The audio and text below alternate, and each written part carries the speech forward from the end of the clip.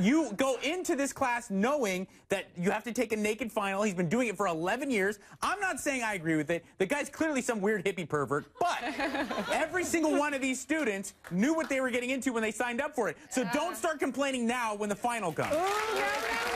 But it was the mom, I think, that started complaining. I'm not sure it was a student. And the university says getting naked is not required, so they don't have. They just have to show some nakedness. What's wrong with the take-home final? I don't understand why we have to do the final there. Number one. Number two, didn't the Regents just raise the tuition like by 5%?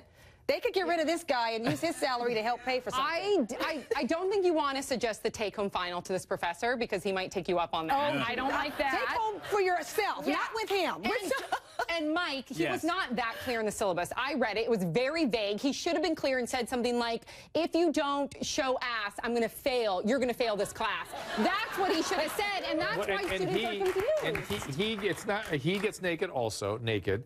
And I read somewhere that it said it included things like considerations like, well, you could just not wear your facial makeup if that makes you feel naked, or you can show some naked emotions or something. There's sort of an artistic expression. You can wear Sam's dress. Right, that would be naked enough. Here's the thing. It's a visual arts elective class at UCSD. It's not pre-med at Yale, okay? This mom should just shut her goddamn mouth because what is she expecting? Her daughter is taking this visual arts elective class at UCSD. She can't get all upset now. I mean, I know these people. I know these students. Listen, don't look at me like that. You're a father. This is a new father, everybody. Yeah, what if your daughter, your beautiful little daughter, was in this class with candlelight and this pervy-ass professor? What would you do then? I would say to my daughter, I'd say, do you really want to study that nudnik stuff? Come on, there's got to be something you can do out there that can bring you good money. You'd be mad. I would not be. Listen, I want to bring in an artist. Like, people do wacky stuff in college, and every college professor is like just at least a little twist of hippie pervert. Let me bring in an artist, Jen Rosenbaum. She is a so-called intimate photographer for women. You should appreciate her work, Mike. Jen, quickly describe for us what you do and your thoughts on what this artist professor or fine art professor is attempting to do. Sure. Thank you guys for having me today.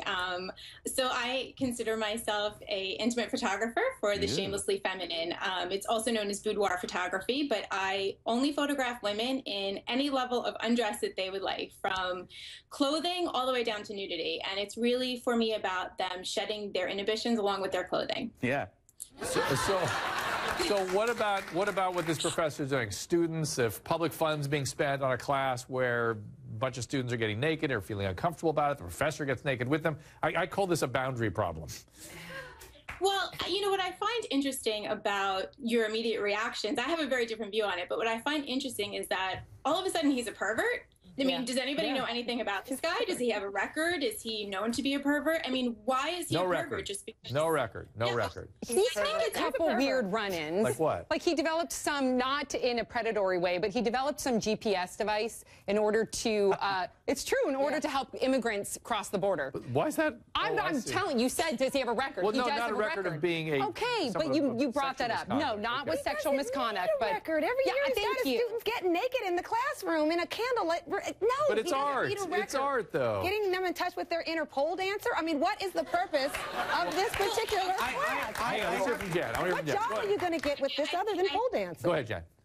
I think that we're judging and we're making people feel shame that aren't doing anything shameful. I mean, the way I see this is that these are willing participants. They are old enough to vote. They're old enough to serve in the Army. They're old enough to, you know, do a lot of different things. They're taking this class on their own time. It's an elective, we said. So why is it up to us to make them feel shameful for what they want to do? If they're comfortable with this, that's great. Now, the mom who's not comfortable with it is, in my opinion, I don't know, I would think that she's making her daughter feel some shame about her body and her choices as well. And I have a daughter who's almost 10, and, you know, if she decided that she would take this class, I would have a conversation with her about it. And if she had good, legit reasons why she wanted to take it and she was comfortable with it, I would respect her decision as an adult. All right. I don't think it's, I have to say something, because I don't think in this case it's about shame. I think, because I'm very sex positive, and I want, you know, I would want my daughter to feel empowered. But I think in this case it's about really dictating what is on that syllabus. And that syllabus is full of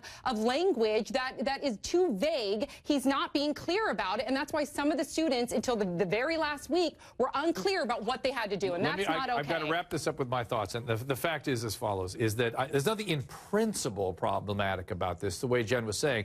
The problem is more of a functional or an operational problem, which is that when big people take care of little people, you hear me say this all the time in this program, people in authority, teachers, doctors, people in managerial positions take care of the people they're responsible for. And the number one thing they have to do is maintain boundaries. And the people that have trouble with boundaries are the ones that are going to be attracted to these problematic people who may be porous with their boundaries, and that becomes problematic for the people for whom they're responsible. This guy, we really don't know about this guy. He may not understand the impact he's having on kids who are at risk. He has no ability to assess that thing. Yes, they're studying art. Yes, it's all cool. Yes, we're sex positive. But he doesn't understand what could potentially happen to here to people who are at risk who've been previously traumatized. He is responsible for them, and that's where it becomes a problem.